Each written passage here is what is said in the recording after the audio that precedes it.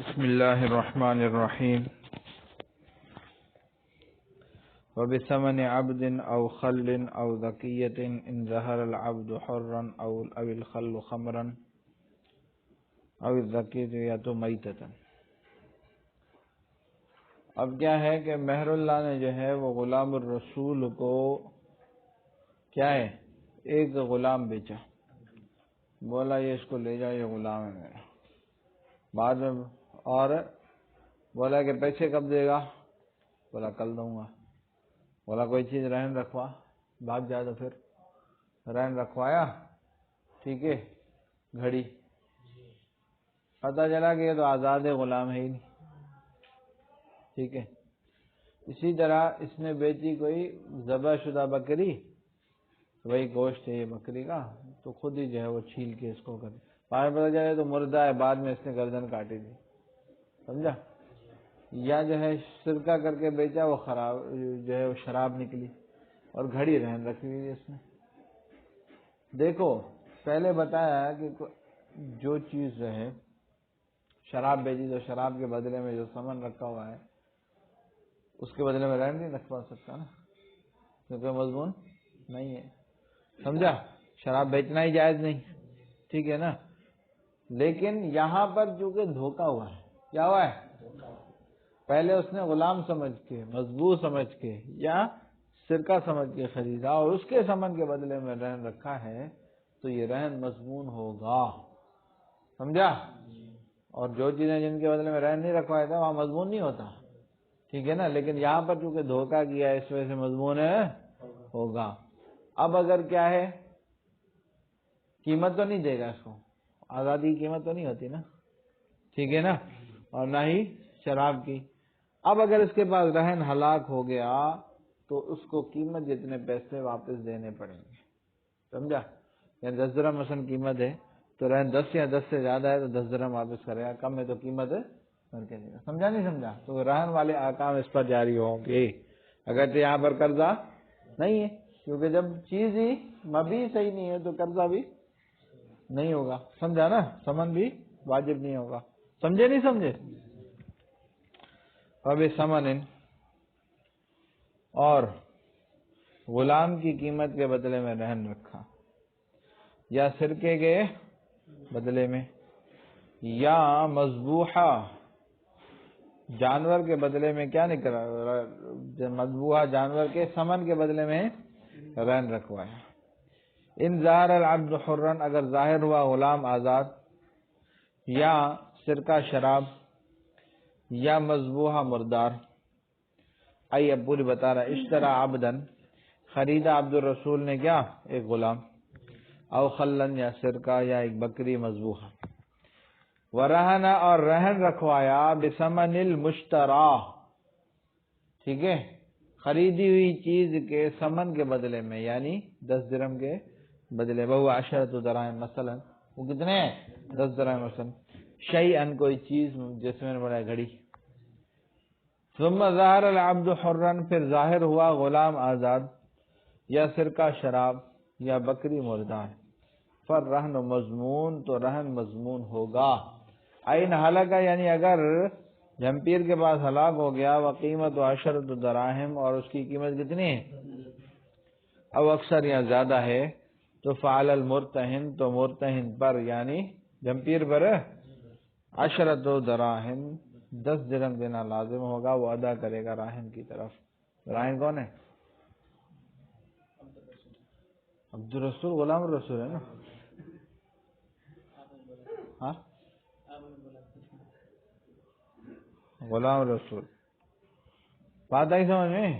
ہاں، ہمارے ایک رشتے دار ہے، اس کا نام لینے کا دل ہی نہیں کرتا، اس کا نام ہے عابد الرسول. کیا عابد کہتے ہیں اس کو، لیکن اصلی معنی نام میں نے دیکھا، میں نے کہا کوئی نام ہے شرکیہ نام.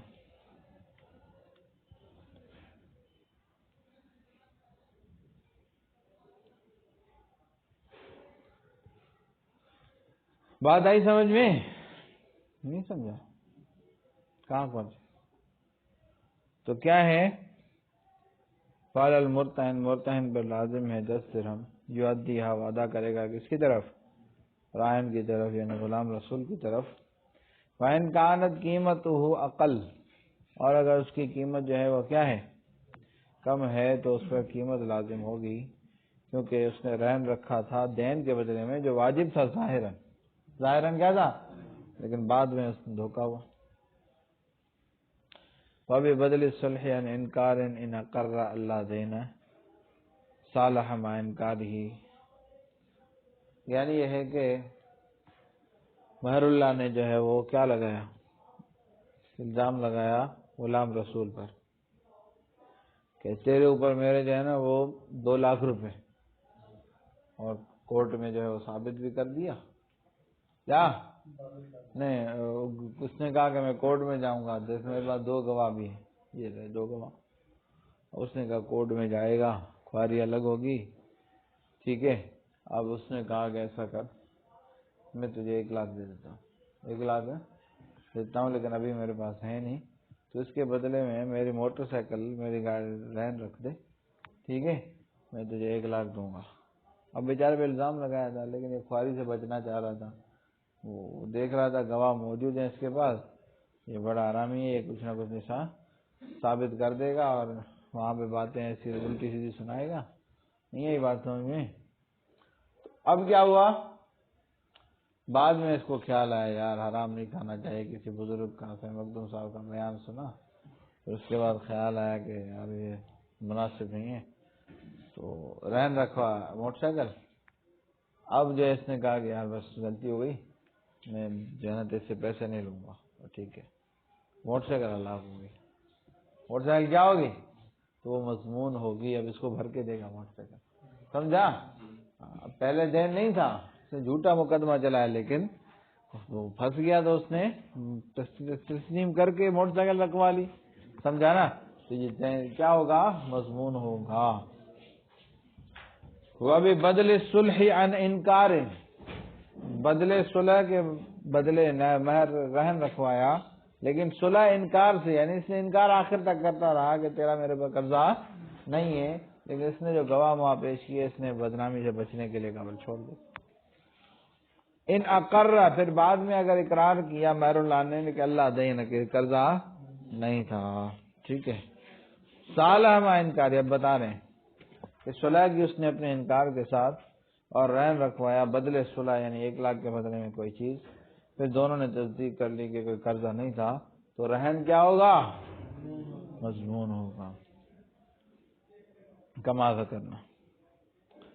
ورہن الحجرین والمکیل والموزون، اور رہن جائز ہے رہن رکھنا حجرین، حجرین مانا سونا چاندی، حجرین مانا سونا چاندی، اور کیلی چیز کو اور وزنی چیز کو، لیکن اگر اشیاء ربا میں سے کوئی چیز رہن رکھوائی اور قرضہ بھی وہی چیز ہے، مثلا 10 درہم اس سے لیا اور رہن رکھوایا کیا، 1 لوٹا جو 10 درہم کے وزن کے برابر ہے، چاندی کا لوٹا، چاندی کا لوٹا۔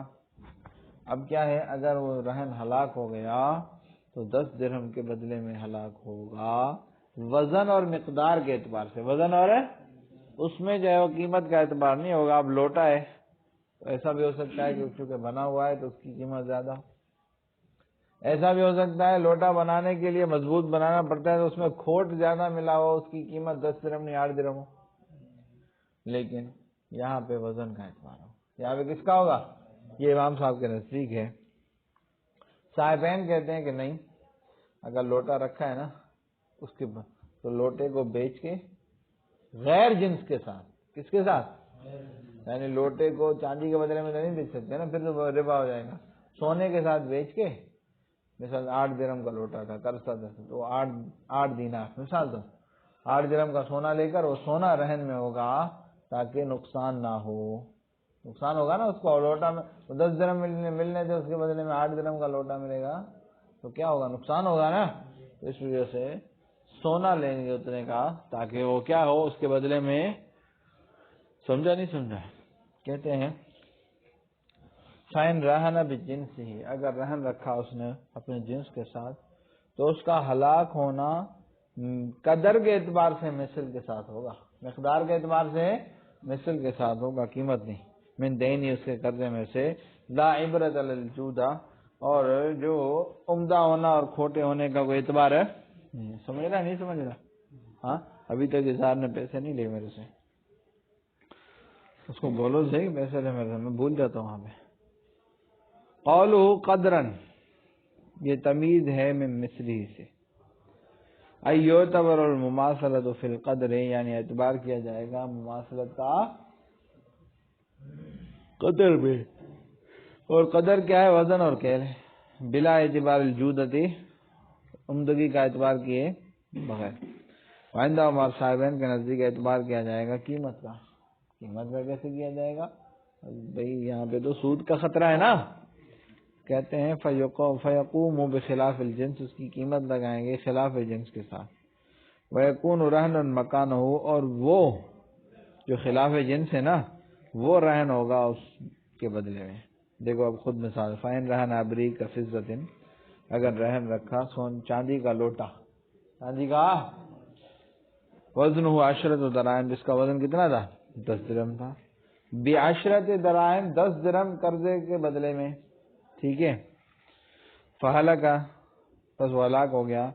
تو امام ابو حنیفہ رحمۃ اللہ علیہ کے نزدیک ہلاک ہوا قرضے کے بدلے میں، اور صاحبین کے نزدیک اگر اس کی قیمت اس کے وزن کے مثل ہے یا زیادہ ہے تو پھر تو ٹھیک ہے، فقضا، پھر ایسا ہی ہے۔ اور اگر اس کی قیمت کم ہے اور وہ 8 درہم ہے مثلا، تو خریدا جائے گا 8 دراہم کے بدلے کا سونا، تاکہ وہ رہن ہو اس کی جگہ پر۔ بات آئی سمجھ میں؟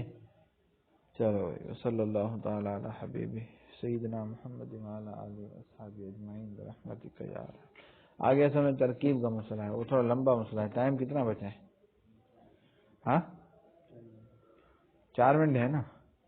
ہاں اب ایک ترکیب ہے، پورا کر لیتے ہیں۔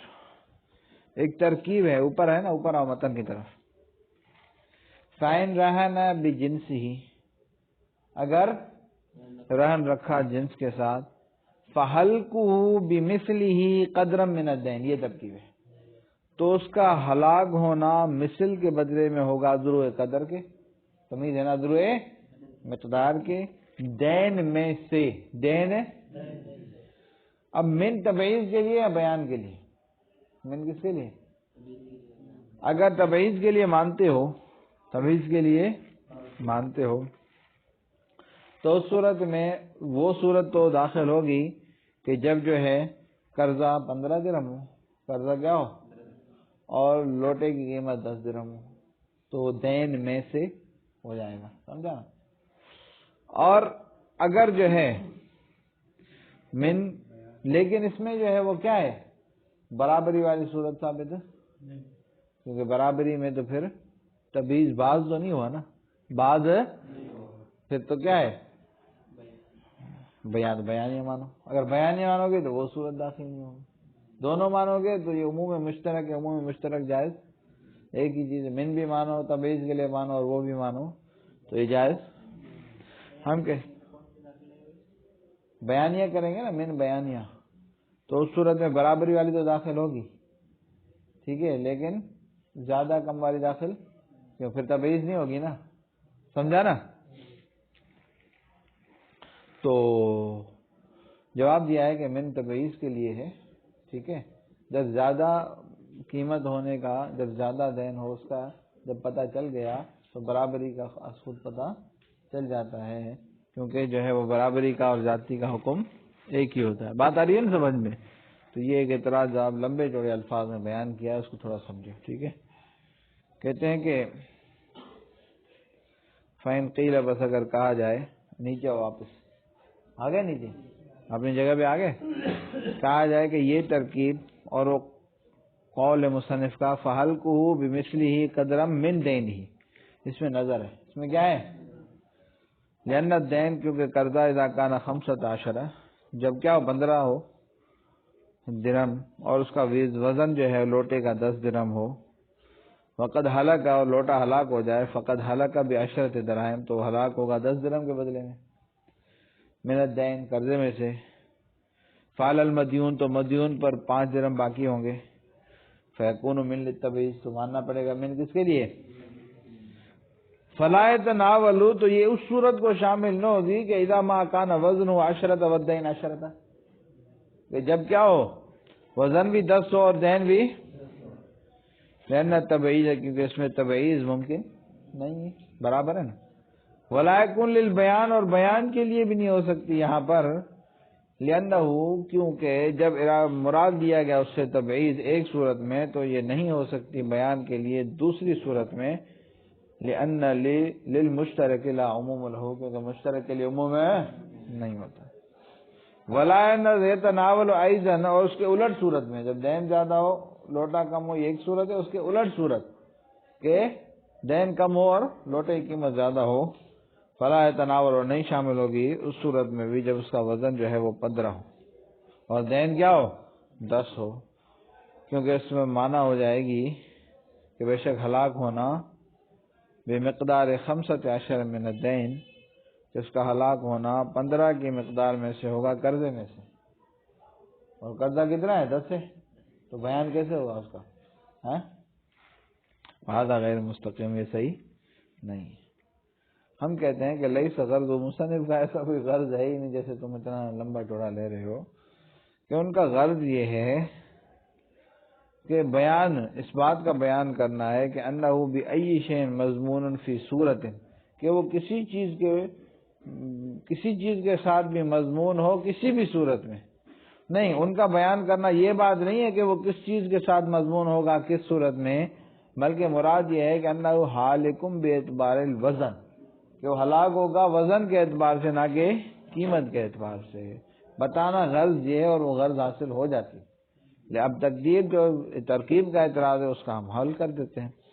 تو تقدیر یہ ہوگی کہ انہ حالکم بمثلہ وزن من الدین، کہ وہ ہلاک ہوگا مثل کے ساتھ وزن کے اعتبار سے قرض میں سے جب دین کیا ہو زائد ہو. جب دین کیا ہو، جب زائد کا حکم پتہ چل گیا، فإذا علم الحکم فی هذه الصورۃ، جب زائدی میں حکم کی صورت کا پتہ چل گیا تو یعلم فی صورت المساوات، برابری کی صورت میں خود بخود پتہ چل جائے گا.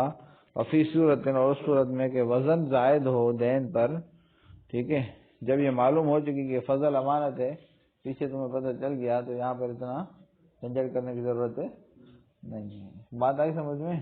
ہاں سمجھا نا؟ چل کل پوچھوں گا اعتراض جواب زبانی. صلی اللہ تعالی علی حبیب سیدنا محمد وعلی آلہ وصحبہ اجمعین برحمتک یا ارحم الراحمین.